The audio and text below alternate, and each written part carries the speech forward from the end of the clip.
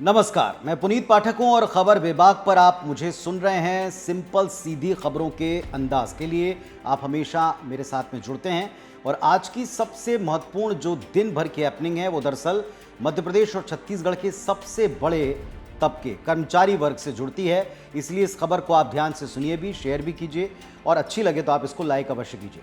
खबर यह है साहब कि चुनावी साल 2023 में मध्य प्रदेश और छत्तीसगढ़ में सरकारों के सामने अब कर्मचारियों को सुनने, उनकी मांगों को मानने, इसके विकल्प के अलावा और कुछ दिखाई पड़ता नहीं। मध्य प्रदेश में आज शुरुआत पहले एमपी से इसलिए कर रहा हूं क्योंकि वहां संविदा कर्मचारियों को लेकर आज बड़ा ऐलान हुआ है। मध्य प्रदेश की सरकार के सामने संविदा कर्मचारियों ने बहुत लंबा आंदोलन किया और आज उसका एक असर हम कह सकते हैं, एक पड़ाव आया जब मुख्यमंत्री महापंचायत में संविदा कर्मचारियों के बीच पहुंचे और उनकी तकरीबन सभी मांगों पर सहमति प्रकट कर दी और ये कहा कि आने वाले समय में कैबिनेट में वो इन प्रस्तावों को पास कराएंगे जो संविदा कर्मचारियों की मांग है।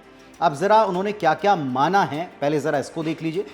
आज संविदा कर्मचारियों के बीच में मुख्यमंत्री ने जो ऐलान किया उसमें हर साल संविदा प्रक्रिया हो जो कि उचित नहीं है, इसको खारिज करेंगे। दूसरी बात, नेशनल पेंशन स्कीम का लाभ वहाँ संविदा स्वास्थ्य कर्मचारियों को दिया जाएगा, अनुकंपा नियुक्ति का लाभ उनको दिया जाएगा, स्वास्थ्य बीमा योजना का लाभ उनको दिया जाएगा, ग्रेच्युटी मिलेगी भर्तियों पर जो पहले केवल 20% आरक्षण था उसको बढ़ाकर 50% आरक्षण, यानी अब जब भी कभी रेगुलर भर्तियां निकलेंगी उसमें 20 के बजाय 50% लोग संविदा कर्मियों के तौर पर जो काम कर रहे हैं उनको अवसर मिलेगा। ये सबसे बड़ी और महत्वपूर्ण मांग है जिसको पूरा कर लिया है। इसके अलावा मातृत्व अवकाश का लाभ मिलेगा, साथ में ELCL इसका लाभ भी संविदा कर्मियों को दिया जाएगा जो अब तक सारे विभागों में नहीं मिलता था। एक और बात यह कि जो भी कटा हुआ वेतन है इस आंदोलन की वजह से, जिनका वेतन काटा गया है या किन्हीं अन्य वजहों से, इसको लेकर भी आंदोलित कर्मचारियों ने बार बार सरकार के सामने मांग रखी। इस मांग को भी मुख्यमंत्री ने स्वीकार कर लिया।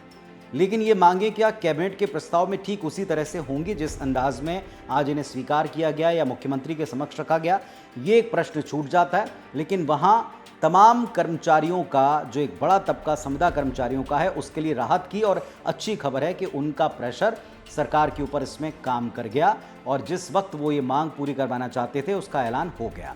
एक और बड़ी बात, युवाओं के रोजगार से संबंधित मध्य प्रदेश सरकार के ऊपर आरोप लगते रहे कि उन्होंने रोजगार के इंतजाम नहीं किए पिछले 3 टर्म से सरकार चलाने के बाद।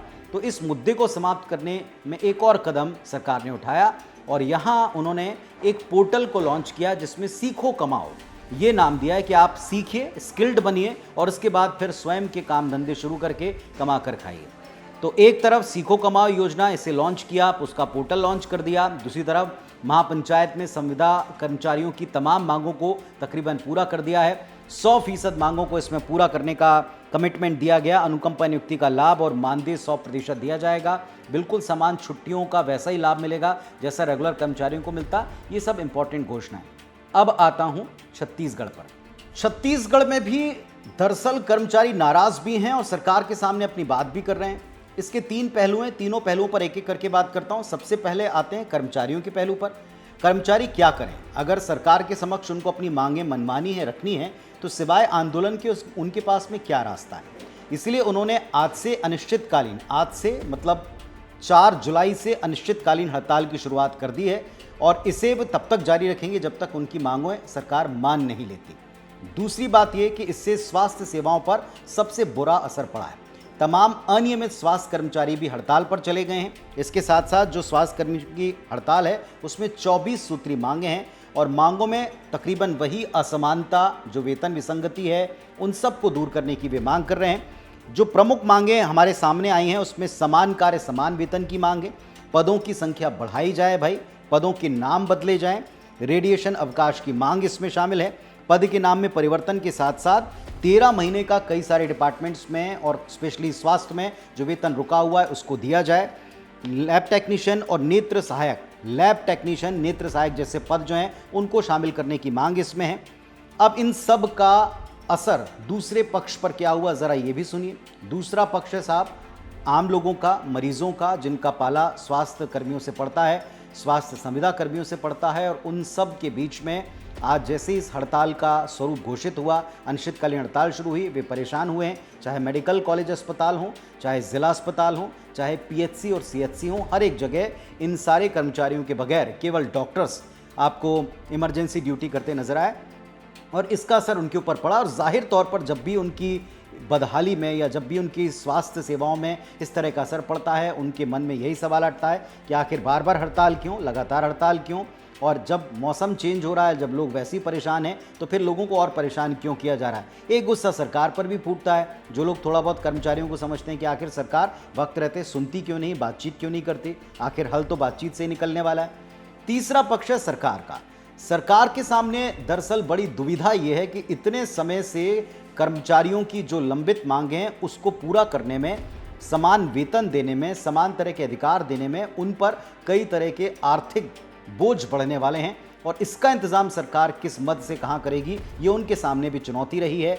एक डिपार्टमेंट में अगर आप इस काम को पूरा करते हैं तो बाकी के डिपार्टमेंट्स के कर्मचारी वो भी इनका हवाला देकर खड़े होते हैं। जैसे पूरी उम्मीद है, बल्कि दिखने लगा है कि मध्य प्रदेश में जहां सरकार ने सारी मांगों को मान लिया है, 100% मांगों को पूरा किया है, तो फिर यहाँ भी अब इसको लेकर दबाव बनेगा कि मध्य प्रदेश में जब ऐसा हुआ है चुनाव से पहले तो आप यहाँ भी करें।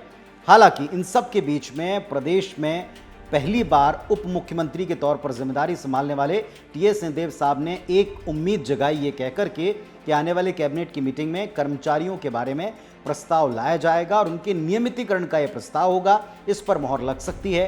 हालांकि ये योजना, ये घोषणा सारी की सारी सरकार के सामने पहले से थी। मुख्यमंत्री भूपेश बघेल से भी कई बार ये सवाल पूछा गया था और हर बार उन्होंने जो कहा था उसमें आज भी वही पॉइंट्स हैं कि सारे डिपार्टमेंट से डेटा मंगवाया गया है ऐसे तमाम कर्मचारियों का जिनको नियमित करना है, उनकी मांगों का जो अलग अलग डिपार्टमेंट्स में लंबित हैं। ये सारा डेटा आने के बाद ही सरकार इस पर पहले कैबिनेट में प्रस्ताव लाएगी, पास कराएगी और फिर इनका अधिकार दिया जाएगा। पर अब आप ज़रा ये भी देखें कि जुलाई 2023 का महीना चल रहा है और अभी मॉनसून सत्र आने वाला है। कर्मचारी समझते हैं कि ये आखिरी सत्र है किसी भी सरकार के वर्किंग के लिए। अगर अभी ये पास हो जाता है तो उनको लाभ इस वक्त मिल जाएगा, वरना आगे जाकर उनको लंबा इंतजार करना पड़ेगा। अगली सरकार के सामने उनके पास में ऐसे ही मांगों को रखना पड़ेगा। जो विपक्ष में है वो कर्मचारियों की मांगों को जायज़ और सही मानते हुए उनका समर्थन करेंगे, निश्चित तौर पर दिखेगा। और आने वाले समय में इस मुद्दे पर सियासत गरमाएगी। पर हाँ, पुनः कहेंगे कि जो तीसरा पक्ष में सबसे पहला पहलू आता है कर्मचारियों का, वे क्या करें। अगर अपनी मांगों को इस तरह से ना रखें, इस तरह आंदोलन ना करें, तो शायद सालों और गुजर जाएंगे। उनकी विसंगतियां, उनकी दिक्कतें संभवतः दूर नहीं हो पाएंगी। तो उम्मीद ये है आम जनता की भी, कर्मचारियों की भी, कि सरकार बुलाए, सुने, इन तमाम जो मांगे हैं उनके ऊपर विचार करे, जो पूरी हो सकती है उस पर ठीक तरह से जवाब दे। अन्यथा आने वाले वक्त में लोगों की परेशानियां और बढ़ेंगी। फिलहाल अनिश्चितकालीन स्वास्थ्य कर्मियों की हड़ताल जो है छत्तीसगढ़ में आम लोगों के लिए दिक्कत बन रही है, उसकी खबरें, तस्वीरें भी हम आप तक लगातार पहुंचा रहे हैं। ये वीडियो आपको कैसा लगा, इस पर आप अपनी राय भी व्यक्त कर सकते हैं, इसको शेयर कर सकते हैं, लाइक कर सकते हैं। साथ ही पाठक_पुनीत78 ये मेरी इंस्टाग्राम आईडी है। इस पर बहुत सारी छोटी काम की सिंपल सीधी खबर के नाम से रील्स डालता हूं जिनमें आपको छोटे छोटे अपडेट्स तुरंत मिलते हैं, फौरन मिलते हैं। वो भी आप देखें, फॉलो करें। धन्यवाद, नमस्कार।